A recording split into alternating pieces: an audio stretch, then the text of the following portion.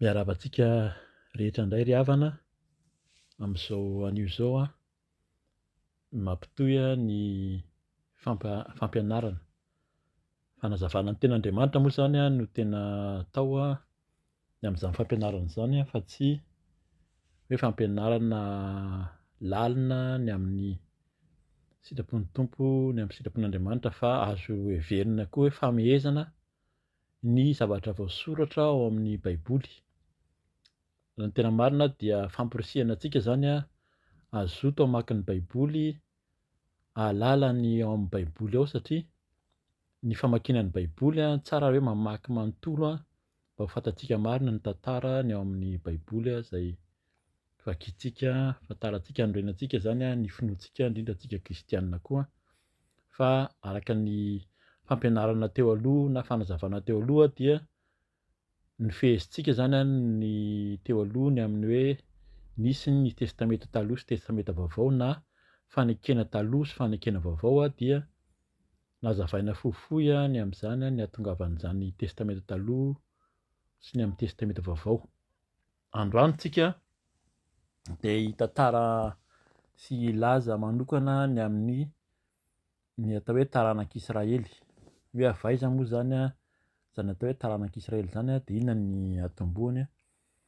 Tsisy afa-tsy ny ao amin'ny ten'Andriamanitra ihany moa zany nakantsika azy a, dia tsara tsika raha mamaky manontolo a ny ao amin'ny Genesisy manontolo, satria io no misy ny fanazavana azy zany a, araky ny fianarana efa azontsika teo amin'ny testameta taloha dia ny Genesisy no niandohana, izay boky a nosoratan'i Mosesy zany a, ny fanazavana ny andohan'ny tantaran'ny olombelona.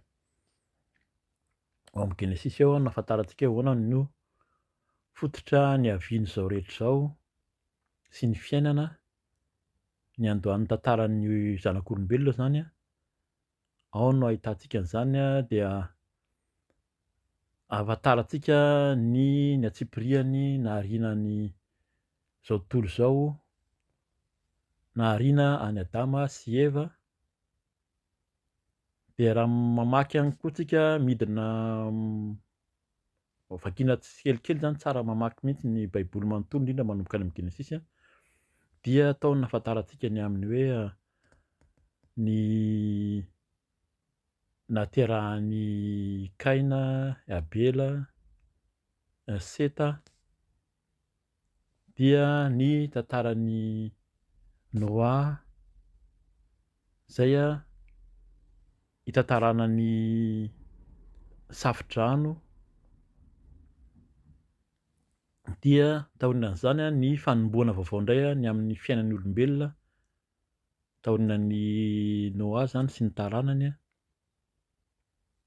dia mitohy a ny antsoan'Andriamanitra na ny fidian'Andriamanitra ny Abrahama ho amin'ny sy ny andohan'ny vahoaka izay antsoina hoe Hebreo zany a, dia antsoina hoe taranak'Israely koa. Mamaky tenin'Andriamanitra misimisy tsika amin'izany ao amin'ny Genesisy daholo no hamakiantsika azy a, ahafantarantsika hoe inona marina no fomba niantsoan'Andriamanitra any Israely zany a, ny zanak'Israely. Raha manao fehezina fohy zany a, afaka manao tableau moa zany filazantsika azy mahazatra, dia raha teo i Adama, ny lahy moa zany no tena matetika ny tena resahana rehefa manao hoe ny tetiarana, azo lazaina hoe tetiarana koa zany no hamehezantsika azy a, na arbre généalogique zany na tetiarana. Nisy an'ny Adama, dia raha ambany kelin'ny Adama eo tonga dia azo lazaina hoe misy any Abela sy Kaina. Kaina moa zany, Abela moa zany a novonoin'i Kaina, dia Kaina lasa nandeha nakany Lemeka zany a, niteraka an'i Lemeka avy eo, fa avy eo Adama sy Eva dia nanan-janaka an'i Seta. Taonan'i Adama zany a dia misy an'i Kaina, Abela dia Seta, dia rehefa niteraka ny Seta izy Seta indray no niteraka ny Noa na Noe zany arakaraka ny fanomenansika azy. Dia Noa no niteraka ny Sam sy Jafeta ary Sem. Noa zany niteraka ny Sam sy Jafeta ary Sema, dia Sema no niteraka ny Teraka. Rehefa niteraka ny Teraka zany Sema, dia teo no iteraka no niteraka ny Abrahama. Teraka niteraka ny Abrahama. Teraka koa zany niteraka ny Arana. Ireo zany mpirahalahy ireo taony an'i Sema izay zanaky Noa, dia nisy an'ny Teraka izay niteraka ny Abrahama, Nasôra, Nakôra koa zany amin'ny teny gasy moa zany ary Arana. Arana dia niteraka ny Lôta,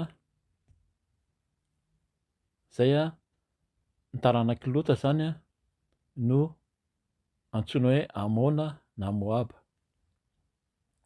Dia teo zany Abrahama, ary teo koa i Nakôra niteraka ny Betuela. I Betuela izay niteraka ny Labana, izay rain'i Lea sy Rachel, Rahely. Zay moa zany no amin'ny teny sady amin'ny teny frantsay moa zany no amin'ny teny gasy no mety mahazatra antsika, fa tamin'ny Betuela no niteraka ny Labana, dia niteraka ny Lea sy Rahely izy zany. Fa i Betuela koa dia niteraka ny Rebeka.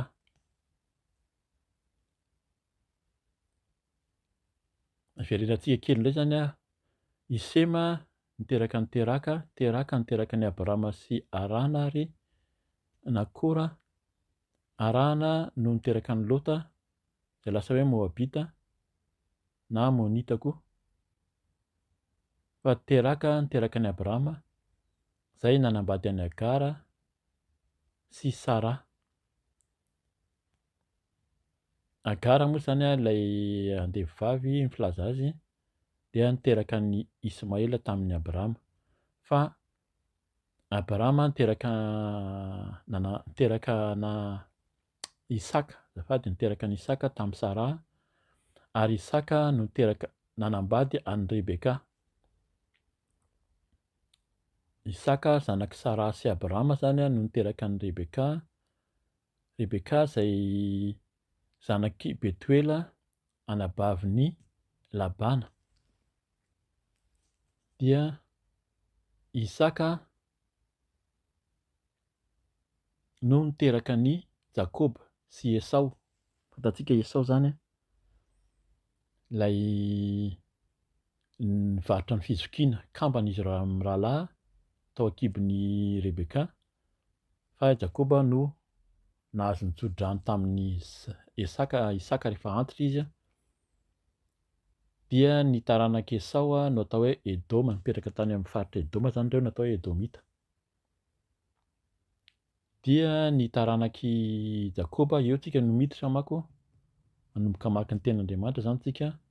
Ny taranaky Jakôba no nantsoina hoe Israely zany. Zay fanomezana fohy fa hamaky ny tenin'Andriamanitra zany tsika, manazava ny amin'ny hoe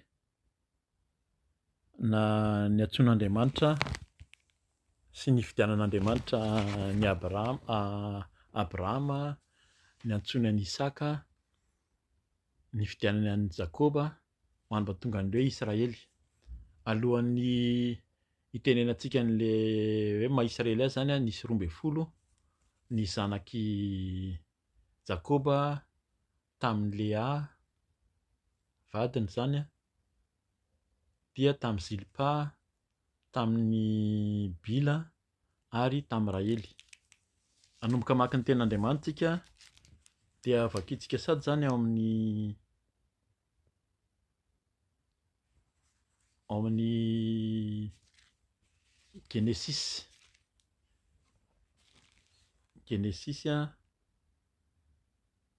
ao amin'ny Genesis 1:10, Bakina manomboka amin'ny 10 azafady a, ny Genesis 12 no vakintsika manomboka amin'ny 10 voalohany a dia ajanontsika amin'ny 7 amin'ny anaran'i Jesosy a.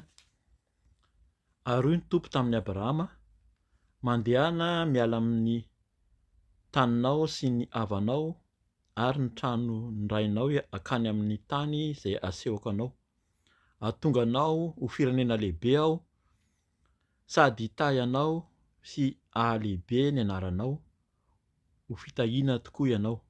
Hitahy izay manisy soa anao aho, fa hanozona izay manozona anao.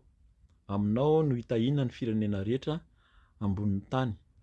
Dia nandeha Abrahama araka izay nolazain'ny Tompo taminy, ary mba niaraka taminy koa i Lota 570 taona i Abrahama raha niala tao arana.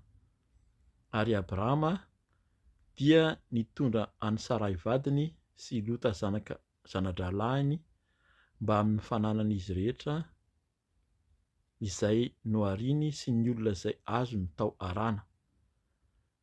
Niainga izy ireo akany amin'ny tany Kanana, dia tonga tany amin'ny tany Kanana, ary Abrahama dia nitety ny tany hatrany Sekema hatreo amin'ny hazo terem-bitany More. Ny Kananita no tao amin'ny tany Kanana tamin'izany fotoana izany. Ary ny Tompo niseho tamin'ny Abrahama ka niteny hoe, ny taranakao no omeko ity tany ity.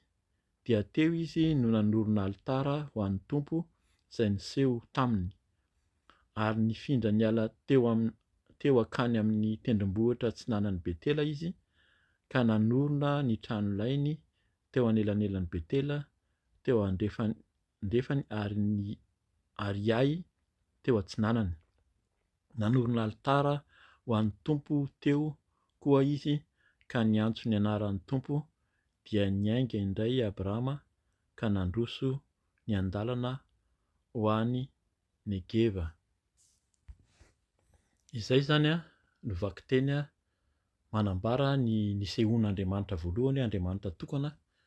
Talohan'izay raha mamaky ny baibolintsika dia andriamanitra maro no nivavahan'ireo ray aman-drenin'ny Abrahama zany a tao arana teo, fa nasainy niala teo izy a, ary nipoitra taminy ilay andriamanitra tokana. Azontsika akana fampianarana fohy zany zay, fa rehefa miantso ny olona tsirairay Andriamanitra dia matetika misy fisarahana na amin'ny toerana io, indrindra amin'ny fianakaviana. Rehefa miantso ny Tompo dia azo heverina fa mafimafy ihany ny fisarahana eo amin'ny fiarahamonina. Dia efa ho raisitsika sady hamaky tenin'Andriamanitra antsika, tonga dia dingantsika zany, satria izay araka ny teniko teo zany hoe mampirisika antsika hamaky ny baiboly rehetrarehetra zany, indrindra amin'ny Genesis no akantsika fampianarana androany a. Dia aty amin'ny 7 sady a, ny amin'ny fanekena vaovao na fanekena manokana izay nataon'Andriamanitra tamin'ny Abrahama, raha nanova anarana izy, nanovanan'Andriamanitra ny anaran'i Abrahama zany ho Abrahama. Zay zany no vakintsika 7 ny Genesis, ny 1 ka hatramin'ny 10. Vakina amin'ny anaran'i Jesosy a. Rehefa 770 taona i Abrahama, dia nisehon'ny Tompo izy ka nitenenany hoe, izao no Andriamanitra tsy toa, mandehana eo anatrehako, ary aoka ho tsy misy tsiny ianao, fa izao anao ny fanekeko aminao sy ho aminao, ary hamaro anao indrindra. Azafady, fa izao anao fanekeko ho amiko sy ho aminao, ary hamaro anao indrindra. Dia niankohaka Abrahama, ary Andriamanitra niteny taminy hoe, raha ny amiko dia indro aminao ny fanekeko, ka ho tonga rain'ny firenena maro ianao. Ary ny anaranao dia tsy atao hoe Abrahama intsony, fa atao hoe Abrahama, satria nataoko rain'ny firenena maro ianao, maro ny taranakao indrindra aho, ka ataoko firenena maro ianao, hisy mpanjaka maro hiseho avy aminao. Ahoriko ny fanekeko ho amiko sy ho aminao mba amin'ny taranakao any aoriana hatramin'ny taranaka faramandimby, ho fanekena mandrakizay mba ho Andriamanitra aho sy ny taranakao mandimby anao aho. Omeko anao sy ny taranakao any aoriananao ny tany fivahinianao dia ny tany Kanana rehetra, ho fananana mandrakizay ary ho Andriamaniny aho. Fa hoy Andriamanitra tamin'ny Abrahama, fa ny aminao kosa dia hitandrina ny fanekeko ianao, dia anao sy ny taranakao mandimby anao hatramin'ny taranaka faramandimby. Izao ny fanekeko ho amiko sy ho aminareo sy ny taranakao mandimby anao, izay ho tandremanareo ho forana ny lehilahy rehetra eo aminareo. Ajanontsika eo zany ny famakiana ny ten'Andriamanitra aloha amin'io. Arak'izany vakiteny zany dia manazava ihany koa ny ataoko hoe lesona moa zany, azo atao hoe lesona fohy izay nianarantsika tamin'ny teo aloha, ny amin'ny hoe fanekena vaovao sy ny fanekena taloha. Eto zany izay ny fanekena izay nataon'Andriamanitra tamin'ny Abrahama. Nefa nisy fanekena koa nataon'ny Andriamanitra tamin'ny zanak'olombelona tamin'ny Noa, tsy handingana ny zanak'olombelona intsony taorian'ny safidrano. Fa eto zany dia fanekena manokana sy nisehon'Andriamanitra manokana tamin'ny Abrahama indray izay. Dia toizantsika ny famakiana ny teny ao amin'ny Genesisy 1:20, ny andininy voalohany ka hatramin'ny 19. Izay mitantara indray ny naterahan'i Isaka amin'ny anaran'i Jesosy. Ary ny Tompo namangy an'i Sara arak'ilay efa nolazainy, arak'izay rehetra efa noteneniny no nataon'ny Tompo tamin'i Sara, dia nanana anaka Sara ka niteraka zazalahy tamin'ny Abrahama, na dia antitra aza izy tamin'ny fotoana izay nolazain'Andriamanitra taminy. Ary ny anaran'ny zanany vao teraka, ilay nateraka Sara taminy, dia nataony Abrahama hoe Isaka. Dia noforany Abrahama Isaka zanany rehefa 9 andro araka ny didiny nomen'Andriamanitra azy. 100 taona i Abrahama raha niteraka ny Isaka zanany. Dia io Sara nampomezon'Andriamanitra aho, izay rehetra mandeha dia hiara-miomehy amiko. Hoy koa izy, iza moa no nanam-po ilaza amin'ny Abrahama fa ampinono zaza i Sara? Kanjo niteraka zazalahy tamin'ny any aho, na dia efa antitra aza izy. Rehefa lehibe ny zaza dia nosarahana nono, nanao fanasana lehibe tamin'ny andro nanasarahana nono an'i Isaka i Abrahama.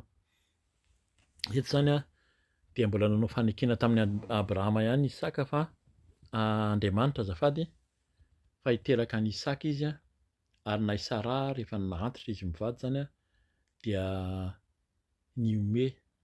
Nieritreritra hoe mbola ho tanteraka zany amin'izany fahaterana izany, fa araka ny vakiteny teo dia niteraka zazalahy ihany i Abrahama zany, ankoatran'ny Ismaela izay naterany tamin'ny Agara, fa dia ilay hoe zanaka novidian'Andriamanitra koa zany. Dia mbola mitohy ihany zany ny vakiteny ho vakiantsika ao amin'ny Genesisy, tongavantsika amin'ilay hoe taranaka Israely. Ao amin'ny Genesisy 15:20 indray zany no tonga dia vakiantsika, manomboka amin'ny 9:7 ka hatramin'ny 13:20. Vakiana amin'ny anaran'i Jesosy. Ireto no taranak'Isaka, zanakalahy an'i Abrahama. I Abrahama dia niteraka an'i Isaka 70 taona Isaka raha napakatra an'i Rebeka, zanakavavin'i Betuela Arameanina, avy tany Padana Arama, sady anabavin'i Labana Arameanina. Ary Isaka dia nangataka tamin'ny Tompo ho an'ny vadiny satria momba izy. Dia nohenon'ny Tompo ny fangatahany ka nanananaka i Rebeka vadiny. ary nifanosika ny zazakambana tao an-kibony dia hoy Rebeka, raha izany nahoana re no dia toy izao aho, sady lasa nanontany ny Tompo izy. Hoy ny Tompo taminy, firenena 2 no an-kibonao ary vahoaka 2 toko no hisaraka hatrany an-kibonao. Ny vahoaka iray toko dia ahery noho ny iray, koa ny zokiny dia nompo ny zandriny. Amen. Misaotra ny tompontsika ry havana ny amin'ny tenin'Andriamanitra. Dia arak'izany tsy hiditra amin'ny atsipiriana zany tsika ny amin'ny tantara niseho tao aoriana, ny amin'ny hoe ny fiadiana, ny amin'ny hoe fizokiana na sy ny fivarotana ny fizokiana nataon'i Esau sy Jakoba. Fa tonga dia raisintsika aty amin'ny Genesis 19, ny amin'ny efa hoe nifidianan'Andriamanitra manokana an'i Jakoba nazahoany tso-drano tamin'ny rainy zany tamin'ny Isaka. Vakintsika ny Genesis 20 andininy manomboka ny andininy 10. Vakintsika ny andininy 10 dia ajanontsika ny andininy 15 amin'aran'i Jesosy. Dia niala tany Berseba i Jakoba ka nakany Harana. Tonga teo amin'ny toerana iray izy ka nandry teo nandritry ny alina satria efa maty ny masoandro. Naka vato iray tamin'izany toerana izany izy ka nataony ondana dia nandry teo izy. Ary nanofy izy hoe indro nisy tohatra nitsangana tamin'ny tany ka ny lohany dia nipaka tamin'ny lanitra, ary indreo nisy anjelin'Andriamanitra niakatra sy nidina tamin'izany. Ary indro ny Tompo nitsangana teo amboniny ka niteny hoe, izao no Tompo, Andriamanitra Abrahama rainao sy Andriamanitra Isaka. Ny tany izay andrianao dia omeko anao sy ny taranakao. Ny taranakao dia ho tahaka ny vovoka amin'ny tany, ely any andefana sy any atsinanana, ary any avaratra sy any atsimo ianao. Aminao sy ny taranakao no hitahiana ny firenena rehetra ambonin'ny tany. Ary indro ao mombanao ka hiaro-anao amin'izay lalakalehanao rehetra, ary hampody anao indray ho amin'ity tany ity, tsy handao anao aho mandra-pahatanterako izay voalazako taminao. Amen. Zay zany dia mitohy ilay tso-drano izay nomen'Andriamanitra ny fidianany ny Jakoba. Dia dingantsika indray zany ny tantara izay nihaonan'i Jakoba sy Israely nazahoany ny zanany sy ny tantara nanambadiany any Lea sy ireo ino moa teo vady tsin-drano moa zany izay nampanambadiany Labana na nampanambadiany vadiny Lea sy Israely azy zany nazahoany an'ireo zanany 12. Fa tonga dia raisintsika any amin'ny Genesis 15. Fantarantsika hoe iza ilay taranaka farany sy fomba nifidianan'Andriamanitra azy zany dia ao amin'ny Genesis 15 manomboka amin'ny andininy 7 amin'aran'i Jesosy.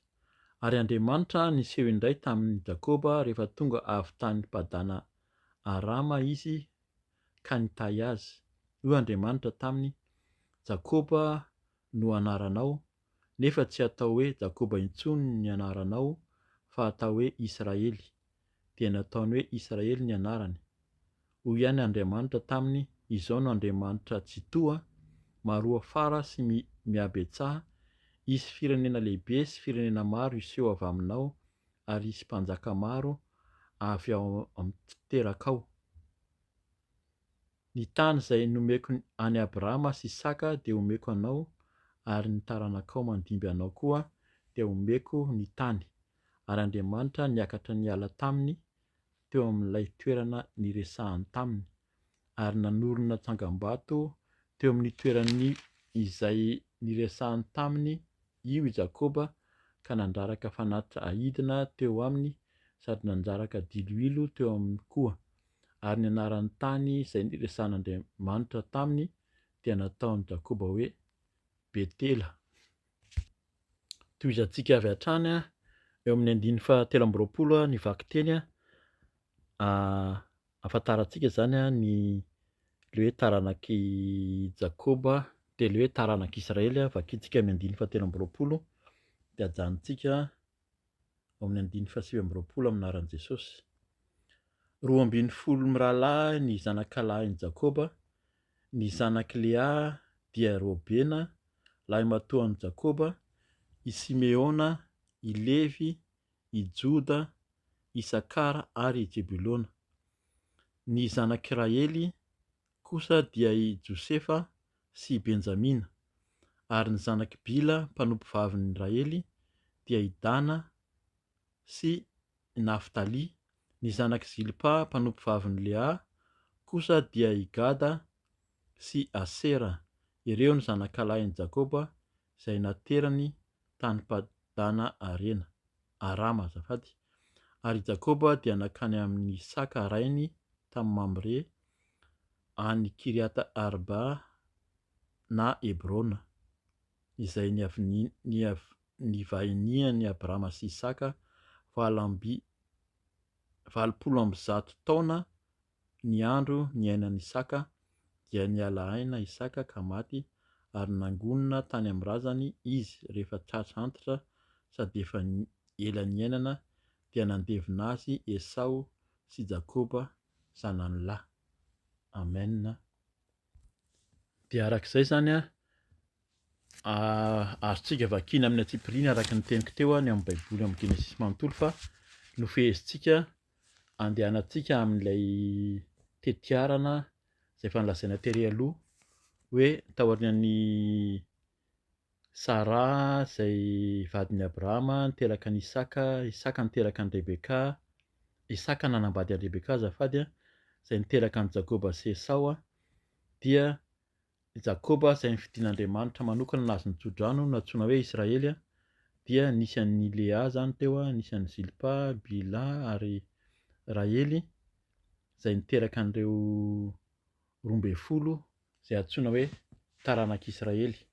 Zay zany no antsoina hoe taranak'Israely izay zanaky Jakoba. Ka dia misaotra ny tompontsika raha mifezina fohy ohatr'izay moa zany izy ahafahantsika mandroso, ahafantarantsika misimisy ny amin'ny fanarahantsika ny tompo ny amin'ny tenin'Andriamanitra sy ny fanazavana ny eo amin'ny Baiboly. Ka dia misaotra ny tompontsika amin'ny fanazavana ny lesona, atao hoe lesona ilay izy tsy fampianarana fa famitinana ihany koa izay arakaraka ny tarihin'ny fanahy masina amin'ny fanazavana tokony atao ny ao anatin'ny Baiboly. Ka dia voninahitra ho an'Andriamanitra irery ihany dia mampahery antsika mandrakariva raha mbola tsy tonga moa zany ny tompo dia mbola mitohy ihany ny fampianarantsika.